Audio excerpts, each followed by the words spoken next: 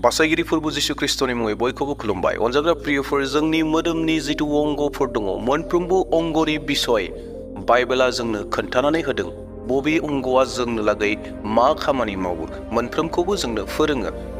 अनजाग्रा प्रियफोर, बे गासै अंगफोरनि गेजेराव दिनै मोनसे अंगनि बाथ्रा लानानै फैदों।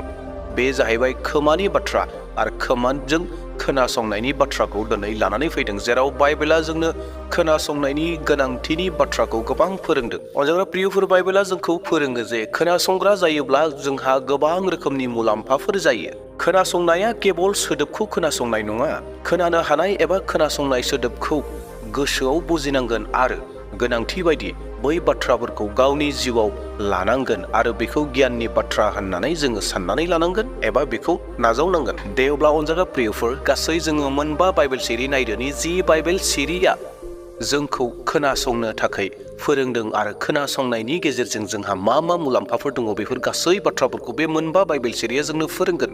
दे अब्ला प्रियफोर, समखौ आद्रि खालामाब्लानो थोंजोङैनो सोलोंनांगौ बाथ्रा फारसे आवगायलांगोन। नाथाय बिनि सिगाङावनो खावलायनो हास्थायदों, सोरबा जुदि आंनि चेनेलाव दिनै गोदान फैदोंब्ला अननानै साबस्क्राइब खालामगोन, जेन नोंथाङा फैबाय थानाय समफोराव बेबायदिनो गोदान गोदान इसोरनि बोसोनफोरखौ सोलोंनो मोनबाय थायो। आरो लोगोसेयैनो मोनसे लाइक होनानै गालांगोन। नोंथांनि लाइक होनाया आंखौ गोबां थुलुंगा होयो गोदान गोदान भिडिअ लाबोनो थाखाय। आरो लोगोसेयैनो नोंथाङा सानोब्ला बेफोर बाथ्राफोरखौ जोंनि लोगोफ्रा मोनथिनांगौ होननानै, अब्लाना नोंथाङा भिडिअखौ शेयार खालामनानै होनो हागौ।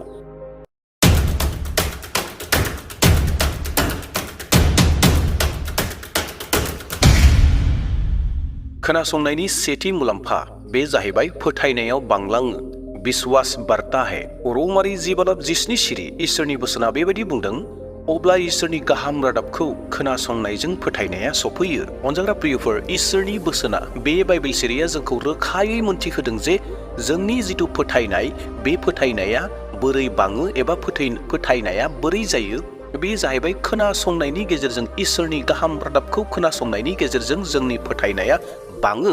जोङो जिउआव जेसेनो इसोरनि बोसोनखौ खोनासंगोन, एसेनो जोङो फोथायनायाव बोलोगोरा जालांगोन, फोथायनायाव जोङो देरलांगोन। जेरैहाय मोनसे सिखाखौ जेसेबांनो बाहायगोन एसेबांनो गोबौ जालांगोन, जेसेबां गारनानै दोनगोन बियो माराम जागोन। थिग बेबायदिनो जोंबो जेसेबांनो इसोरनि बोसोनखौ खोनासंगोन एसेबांनो जोङो फोथायनायाव देरलांगोन। जेब्ला जोङो इसोरनि बोसोनखौ खोनासंनाय नङा, अब्लाना जोंनि फोथायनायाबो देरलांनाय नङा एबा बांलांनाय नङा एबा मजबुत जानाय नङा। अनजाग्रा प्रियफोर, जोङो इसोरनि बोसोनखौ बहा खोनासंनो मोनो? जों इसोरनि बोसोनखौ गोथार गिर्जा न'आव सोरबा पास्टरनिफ्राय, सोरबा दैदेनगिरिनिफ्राय आरो बायदि रोखोमनि फारिलाइफोराव जोङो इसोरनि बोसोनखौ खोनासंनो हायो। दे अब्ला प्रियफोर, इसोरनि बोसोनखौ जों खोनासंग्रा जानि, खोनासंनायजों जोंहा फोथायनाया बांलाङो। दे दानाब्ला जोङो खोनासंनायनि नैथि मुलाम्फाखौ नायदोनि, बेनो जाहैबाय परामर्श आरो गियान मोनो। समझ और ज्ञान प्राप्त होता है। बे बिसयाव इसोरनि बोसोना बेबायदि बुङो, बोसोन बिजाब 19:20 सिरि, नोङो परामर्शखौ लायोब्ला आरो सोलोंब्ला सानसे गियानि मानसि जाथारगोन। बर' रावनि जिथु दानस्लायनाय सोदोबफोर, बे सोदोबफोराव जोङो रोखायै मोजाङै बुजिजोबनो एसे गोनो गोथो जायो। दा बेयावहाय आङो एसामिस, हिन्दी, इंलिसखौ फरायना होनि। बेयाव स्पष्टहै मोजाङै लिरनानै होनाय दङ एबा ट्रेन्सलेसना मोजांसिन जादों। তুমি জীৱনৰ শেষ বয়সত জ্ঞানী হবলৈ পৰামৰ্শ শুনা। बेयावहाय रोखायै बुंदों परामर्श हुना होननानै, परामर्शखौ खोनासं होननानै रोखायै बे सोदोबाव बुंदों, नाथाय बर'आव बेखौ बुङाखै। आरो निर्देश ग्रहण करा, इंलिसावबो बुंदों listen to advice. Listen to advice होननानै बुंदों, खोनासं, परामर्शखौ खोनासं होननानै। And accept इन्सट्राक्शन। अनजाग्रा प्रियफोर, जोङो परामर्शखौ माब्ला मोननो हायो? बे जाहैबाय जेब्ला जोङो खोनासंग्रा जायो, अब्लासो जोङो परामर्शखौ मोननो हायो।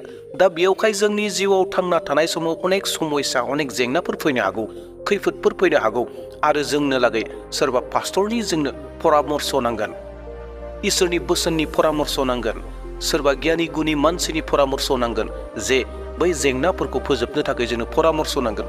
बे परामर्शखौ बहा मोनगोन? जेब्ला जोङो खोनासंग्रा जागोन। खोनासंब्लासो परामर्शखौ मोनगोन, आरो बै परामर्शआव गियाननि बाथ्रा थायो, आरो बे गियाननि बाथ्राखौ नाजावोब्ला जोङो जिउआव उन्नति जागोन। जेब्ला जोङो गुबुननि परामर्श होनायखौ, फोरोंनायखौ जेब्ला जोङो लागोन, अब्लाना जोंखौ इसोरनि बोसोना बुंदों गियानि जागोन होननानै, गियानि मानसि होननानै सानजागोन, गियानि मानसि जागोन होननानै। दा बेवहाय अनजाग्रा प्रियफोर, जोङो गुबुननि परामर्श होनायखौ खोनासंग्रा जानि। येस प्रियफोर, जों जुदि खोनासंग्रा जायाब्ला जोङो परामर्शखौ मोननो हानाय नङा। दा बेवहाय जोङो खोनासंग्रा जानि आरो जोङो परामर्श लानानै जोंनि जिउआव जोंनि जिउखौ जों मोजांनिख्रुइ मोजां खालामनि आरो गियानखौ नाजावनि आरो परामर्शखौ नाजावग्रा जानि। खोनासंग्रा जानायनि थामथि मुलाम्फा बेनो जाहैबाय खोनासंनाया सान्ति आरो धैर्यखौ लानानै फैयो। बे बिषयाव इसोरनि बोसोना बेबायदि बुंदों, जाकबनि 7:19। अनजाग्रा बिदा फंबायफोर, नोंसोरो बे बाथ्राखौ गोसोआव ला, साफ्रोमबो खोनासंनायाव गोख्रै, बुंनायाव गेनेव जा आरो थाबनो दाबोराब। माब्लाबा माबा मोनसे बिषयाव जिउआव अशान्ति जायोब्ला, गोसोआव सान्ति गैयै जायोब्ला, जेब्ला जोङो इसोरनि बोसोनखौ खोनासंगोन, सोरनिबा परामर्शखौ लागोन, सोरनिबा बुंनाय बाथ्राखौ जेब्ला जों खोनासंगोन, अब्लाना जिउआव मोनसे सान्ति गोजोननाया फैगोन। जिथु गोसोआव गुलाय गुजाय जाना थानाय, गोसोआव अशान्ति जानाय, बे अशान्तिफोरा गोजान जायो। आरो जेब्ला जोङो खोनासंग्रा जायो, जेब्ला जोङो गुबुननि बुंनायखौ खोनासङो, अब्लाना गोसोआव मोनसे धैर्यआ फैबावो, जिखौ जोङो गुबुननि बुंनायनि गेजेरजों मोननो हायो। मानसिनियाव रागा फैनायनि सिगां सिगांनो जेब्ला जोङो गुबुननि बुंनाय बाथ्राखौ खोनासंगोन, मोजां बाथ्राखौ खोनासंगोन, अब्लाना जोङो गाव गावनि रागाखौबो कन्ट्रल खालामनो हायो। जों बेयावखायनो गुबुननि बुंनाय बाथ्राफोरखौ खोनासंग्रा जानांगौ। दे दानाब्ला जोङो थांदोनि खोनासंनायनि ब्रैथि मुलाम्फा, बेनो जाबाय बिथोन एबा हुकुम मोननो हायो। हिदायत और आज्ञा प्राप्त करना। बे बिषयाव इसोरनि बोसोना बेबायदि बुंदों, जेसाया 30:21। जेब्ला नोंसोरो आगदा एबा आगसिथिङै गिदिङो, अब्ला नोंसोरनि उनथिङैनिफ्राय नोंसोरनि खोमाफ्रा बे बाथ्राखौ खोनानो मोनगोन। लामाया बेनो, बेजों थाबायदो। अनजाग्रा प्रियफोर, जेब्ला जोङो सासे खोनासंग्रा बेक्ति जायो, इसोरनि बोसोनखौ जेब्ला खोनासङो, इसोरनि बोसोना जोंखौ फोरोङो, जोंनो हुकुम होयो, जोंनो आज्ञा होयो, जोंनो बिथोन होयो। अनजाग्रा प्रियफोर, खोनासंनायनि गेजेरजों इसोरनि बिथोनखौ जोङो मोननो हायो, इसोरनि आज्ञाखौ मोननो हायो। दिनै जोङो जेब्ला गोथार गिर्जा न'आव थांगोन, पास्टरनि बुंनायखौ खोनासंगोन, अब्लाना जोङो इसोरनि बुंनाय बिथोनफोरखौ मोनगोन, इसोरनि फोरोंनाय बोसोनफोरखौ मोनगोन। इसोरा बबे लामाजों थाबायनो थिनदों बेखौ जोङो मोननो हागोन। जोंनि मोनफ्रोमबो थांना थानायनि बिथोनखौ, आज्ञाखौ, आयेनखौ इसोरा जोंनो होनानै दोनदों गोथार बाइबेलाव। आरो बे गोथार बाइबेलनि बाथ्राखौनो सासे बुंथिगिरिया दिहुननानै जोंनो खोनासंहोयो। जोङो खोनासंग्रा जानांगौ। जेब्ला जों खोनासंग्रा जागोन, जोङो अब्लाना इसोरनि बिथोनखौ खोनानो मोनगोन, इसोरनि आज्ञाखौ खोनानो हागोन। आरो बे आज्ञा बादि जेब्ला जोङो सोलिगोन, जोंनि जिउआ मोजांनिख्रुइ मोजां जागोन, इसोरजों लोगोसे मोजां सोमोन्दोआव फैगोन आरो आत्मिक जिउआ जौगालांगोन। दे दानाब्ला फैदो जोबथा मुलाम्फा, बाथि बाथ्रा, बेनो जाहैबाय खोनासंनाया अपमान जानायनिफ्राय हमथायो। बे बिषयाव इसोरनि बोसोना बेबायदि बुंदों, बोसोन बिजाब 18:3। बुंफिननायनि सिगाङावनो मोजाङै खोनासंग्रोदो।